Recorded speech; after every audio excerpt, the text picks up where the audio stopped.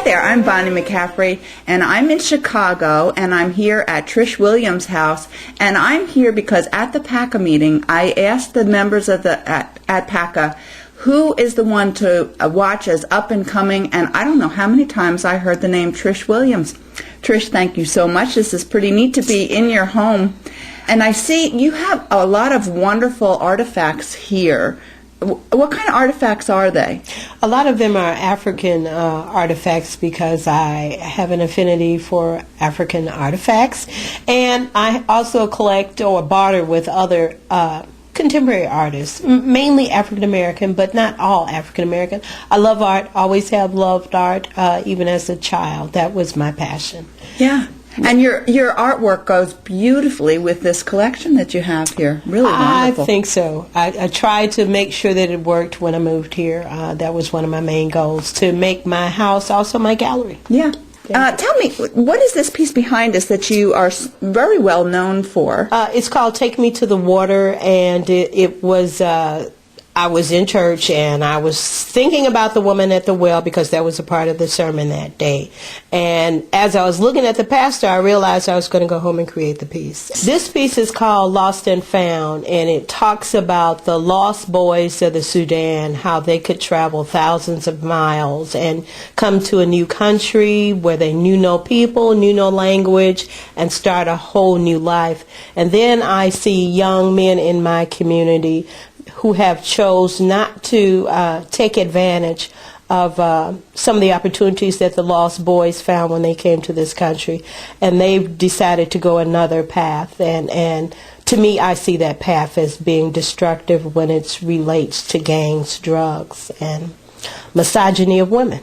This is a really unusual material here. What is that? It's window screen. It's vinyl window screen. I repaired some window screens in my home, and as I was repairing the screens, I'm like, that'll make a nice material to use in some sort of project. Well, because of my influence by PACA, I pushed my envelope a little further, and I use it as cutting out silhouettes for this particular piece because it would allow the images that were behind it to still show through. Right. What things influence or inspire your work? My community, believe it or not. Lost Boys is about my community. Lost and Found is about my community. Jazz. I'm a big lover of jazz. So it was a big treat to be a part of textual rhythms in jazz. And because my mother exposed me to jazz at such an early age, and not just really jazz, but all kinds of music, but we could determine her mood when she was playing jazz. We knew she was happiest. Art, of course, because I'm always influenced by what other artists are doing, and it doesn't matter what medium they're using. Judy Coates Perez, who I love her work, she paints, and I mean, you got Denise de Havilland, who also paints on her work, Annette Hendricks. You got such wonderful creative women there that they influence my work. My faith is a big part of my work. You'll hear me reference to that a lot in my work because that's important to me. Yeah. And that's how I come about my creativity because I am a self-taught artist. And food, I love food. Who doesn't? So a lot of my pieces will have wonderful food names like Hot Fudge Sundae, Blueberry Cobbler, So those are the things that influence me. And because of PACA's influence, again, I've started my own little art quilters group, and we meet here, and we'll be meeting this afternoon after you leave. What's the name of the group? It's called the So What Art Quilters. Squat. So What Art Quilters? Because we... Squat? Squat. Squat. Oh! Because we sew whatever. The piece behind me is called Monk's Thing because, again, I was in my studio, turned the radio on, and Thelonious Monk was on the radio. I also used in that piece, the first time I did my clip art thing, because I wanted some images, smaller images in that piece. So I went online and found me a sax player and a couple other instruments and included them into that piece. So... How did you get the face in that piece? The face is another photo transfer. I colored him so he would match the piece. Now, this is a really happy-looking piece. What's this one called? This is called my Smooth Jazz Clip Art piece. I had created quite a few images using my computer because I love to use my computer in my work. And I actually found clip art in Microsoft Publisher, enlarged it, fused Wonder under to the back of the silk, and printed it on the back of the silk, the images that I wanted, cutted them out. Wow. And this is my Smooth Jazz clip art series. That's cool. That's cool. Wow. Now, this is an incredible piece here. Tell me about this one. This is a PACA challenge. Michelle Hartman, another PACA member, brought to the group that we do a political quilt challenge, and this is my political quilt. In 2006, I was being haunted by images of what was happening in the Darfur region, and when I chose this very colorful, tropical looking print, I didn't know at that time what I was going to do with it, but because the tropicalness of the print and what's happening in the Darfur region are so juxtaposed, I had to use the fabric to draw attention to that issue. Yeah. So, and I love using my computer again and photographs in my image, so I digitized and manipulated every image that you see except for the ones that I actually printed onto the fabric. And so I thought the images that I printed onto the fabric developed an ethereal kind of haunting look, which would make you look closer at the quilt. Right. And so that's what I was trying to achieve there. So what color was the fabric that you printed? It was this a one? very light, that section over there, that very Just light. like this? Yes. It was very light and colorful. Wow. And so printing on it gives it a whole different effect. I thought so. Some of the amazing. photographs, I changed the color or Right. enlarged the pixels. Oh, yes. It's very pixelated. Yes. I didn't want to downplay the seriousness of what's happening in the Darfur, but I did want to draw you into the piece. Now, there's another piece on the wall that you said also was with that. Well, that Darfur. was the beginning of the Darfur series, and that's called Darfur 1.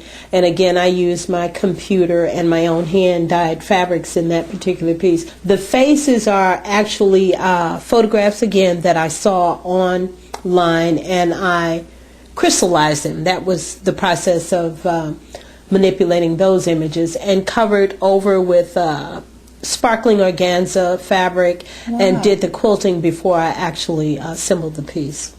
Oh, so just the faces were quilted before they were put together. The faces, the arms, the head wrap, they were all like little mini quilts. Oh. And then I compiled them all on top of the background fabric. Now, what are the triangles on the side there? The triangle pieces are actually images of women and girls as they would go collect firewood. They are sometimes kidnapped, raped, or murdered in that process of trying to take care of their families. And I elongated that photograph also and printed it back on, printed it onto Printed Treasures fabric. I like that fabric because it's soft, and I love raw edge appliquing because of the fraying and raveling. So that gave another texture to the piece. Okay, and this is another piece in that Darfur series because everything focused on, most of my focus is on women and children. I try to include men when I can. And when I came across this photograph of the men at the burial scene, I thought it was a very powerful image, and it had to be included in the series, you know. So this looks like it's another in this same series? This is, again, that same image of the women and girls collecting the firewood, and I just elongated the length of the paper, the Printed Treasures, and elongated the images to distort the image again. And what's going to happen with these Darfur pieces? Hopefully, when or if I sell them, I'll contribute half of the money to the Darfur Corps. Oh, wow, here's another beautiful piece of yours. What's this one called? It's called Easyriders. So why is it called Easyriders? Because the babies look like two little cool riders. One, you couldn't even see his head. You couldn't see his face. You just saw the back of his head because he was just so snugly wrapped into the back of his mother. And again, using a photograph. But this time, I took the photograph to Staples because I found out they have a 35-inch wide HB printer. And they will print anything you want, 36 inches wide and 5 feet long. Wow, that sounds like something that we need to know about and be able to use. So Staples for big, big prints. And then I cut the picture apart and made my templates from that piece. So have you written anything, Trish? No, I haven't written anything, but I'm in several publications and national exhibitions.